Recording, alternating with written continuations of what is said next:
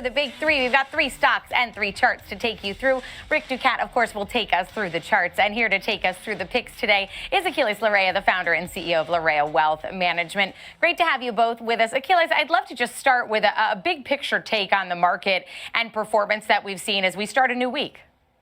Yeah, it looks like it's really challenging the overall picture of the market being with higher unemployment, higher inflation. But the positive is that we have these rate cuts coming in, and at the same time, we're not seeing an overblown unemployment at this time.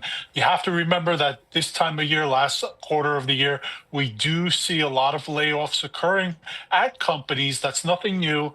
But at the same time, nothing that's been blown out of proportion. The one wild card in this scenario is the government shutdown and its full effects on the economy as a whole, both in the public and the private sector. Yes, certainly keeping our eye on now day 27 of that shutdown. Still the second longest shutdown we've been in. We have to get to 35 to be the longest shutdown. But let's talk about your first pick here. Boeing, we've got their earnings coming on Wednesday. They're in the midst of this 3-month-long strike. What's your thesis on Boeing? Yeah, the stocks we're going to talk about today, we're going to talk about double-digit returns. All these stocks have had double-digit returns. Boeing's no exception. Boeing, which has been beaten down because of what happened with the 737 MAX, we're also seeing a turnaround here where all of a sudden we're looking at anywhere between 10 to 11% in the next 18 months, which is a decent return, along with some decent dividends. We also see future growth here. We see the growth in the parts regions. And at the same time, we need to also understand this company. I have been recommending this company for decades. And what people don't understand is when a crash occurs, unless it's a fundamental problem, you still want to own a stock like this. They have several contracts out there, and at the same time, high quality management. Although there has been a shakeup, there's going to be some near-term resistance on this, that's for sure. But at the same time, I believe that going forward, we can easily achieve that double-digit rate of return and add high quality to the portfolio. So we're accumulating Boeing at this particular point. All right, Rick, so as we take a look at the charts for Boeing, and talking about we could see potentially double-digit growth in the next 18 months, but we look at the chart and we can see where some of these instances came where it got beaten down a bit. Yes, for sure. If we were to look at some of these key horizontal levels, one such area is right here near 200. That's about where we started to stabilize after a very sharp rally off of those lows and after earnings. From there, we hit highs 242.69 and have since made lower highs here. You could make this a falling wedge type shape here. These lines aren't exactly parallel. They're quite close, but they are converging toward each other here. The low areas here and here, we have bottomed out so far around the 211, 210 level here. So we haven't really come back and tested the 200 level. That would still be a longer term area to watch if we do start to really fall lower. But for now, 211 is our low point here. 225 to the upside, another frequent stopping point for price here multiple times. That could be our next shorter term resistance area on the road up to our trend line here. That would be around 227 or so.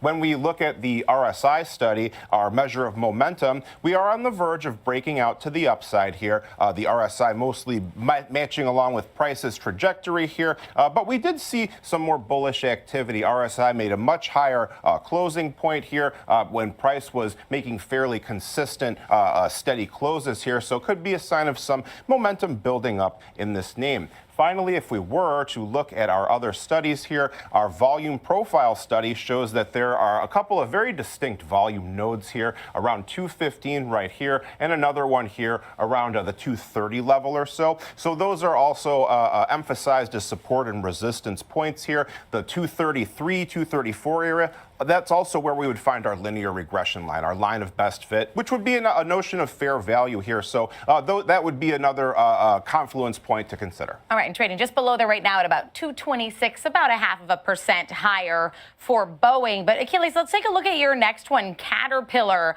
Another pick here, another interesting pick, also potentially an earnings play. Why are we looking at Caterpillar today? Yeah, this is a stock that is a little mistaken right now. It thinks it's a growth stock. And traditionally, Caterpillar has gone up single digits over the years, good dividend, but now it's acting like a growth company. We're looking at just from that bottom out there, that move to the upside, the consolidation has taken place. Rick's going to probably talk more about this, obviously, but what we're looking for here is anywhere between 11 and 15%. It has done very well in the near term. The only un the only caveat I would have with this particular stock is that with this prolonged shutdown, it's going to affect a company like Caterpillar first. But I don't see it as a prolonged thing. I don't see this shutdown as a long-term thing. So we're still very bullish on the stock. We think we could easily achieve our double-digit return targets. But here's the near-term resistance that we'll face probably will come in Q1 of 26. Year to year, stock has done very well, and sometimes you can mistake it for a technology company with those kind of returns, but it's absolutely not. It's just a great play in the infrastructure area, and you could make some high quality moves with a company. We are accumulating Caterpillar at this point, and we're still very bullish on this stock. Yeah, and as you mentioned, behaving a bit like a growth stock in recent months, in the last 6 months, trading up about 70%. So, a big move to the upside there. But Rick, in terms of what the technicals are telling us, and when we're looking at the chart, where are you seeing those areas of consolidation that Aquiles was mentioning? Yeah, so one area that you could identify based on our horizontal price activity, kind of right around this point. This was one of these sideways areas that you often see in trading here. This one was kind of centered around 410 to 430 here. But what I mean by that is you see that we have these stair-step type patterns where we have sharp rallies, then horizontal consolidation phases here. If you really wanted to get much more granular, you could identify these areas here around 465 or so, 495, and maybe 520 or so. So those would be the stair steps on this very sharp channel sloping to the upside here. We did top out just shy of 545 here. So that's the upside boundary to really be on the lookout for now as we head into this earnings event here. If we were to look at our moving averages, you could say that we had some old highs and subsequent lows pretty close to 510. Our yellow 21-day exponential moving average comes in around 507. So that would be one downside supportive area to consider. You could also say highs, lows here around 485. Momentum starting to trail off here. We did see a little bearish divergence, but as I often say, very common for that to happen as you head into earnings when there's a known event risk situation here. Traders are perhaps a bit more wary of putting on any large positions then. Now you can also see volume profile shows that our stair step areas here, those line up with the heavy trading activity points here. So those you can use this to show those in a different way and visualize them a little bit better. Our standard deviation channel study, our +2 channel, very close to those old highs as well. So that stands out as a potential inflection point to the upside. And we're trading about $20 off of those high points right now, about 523.59 as we're taking a look at Caterpillar. Now, this last pick, Aquiles, not an earnings play. We've got to wait a little bit for their earnings, but certainly a company that we talk about every day, Nvidia. Walk us through your thoughts here. Yeah, Nvidia is this company that, it's gone up substantially, but the days of that triple-digit return, those are gone. We could forget about that from now. But you can still make some good money here, and it is a quality holding. We're looking probably around 15% in the next 18 months, and that's really on the conservative side. We're going to see some near-term consolidation in the stock. I mean, we've hit some highs, we've gone back down. We had some pullouts. We had some going forward. We're accumulating this stock for one reason alone: the growth in this sector as a whole. That's not changing. We need this type of technology. They are at the forefront right now, and we need to see going forward year over year with a stock like this. We're going to see that double-digit growth consistently unless there's some major calamity in the sector as a whole. We don't see this stock abating anytime soon. Another thing that I would submit to any investors at this point, if you're looking for a newer, high quality company that, well, not so new, but a newer, high quality company, you want to own a company like Nvidia that can be added to your portfolio. Not, don't bet the farm on it, but you're going to get some decent returns and you should do very well with it. And that's why we're still accumulating at this point. We're not selling at this point. We've had a decent return over the years, and we think it's going to continue at this particular juncture. And Aquiles, before we jump into the chart, I'd love to get your thoughts on this announcement from Qualcomm that it's going to have its own AI competitor chip, essentially, to Nvidia.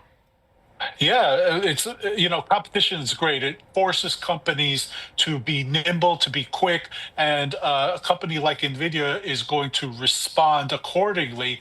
But yeah, there's some good news about that.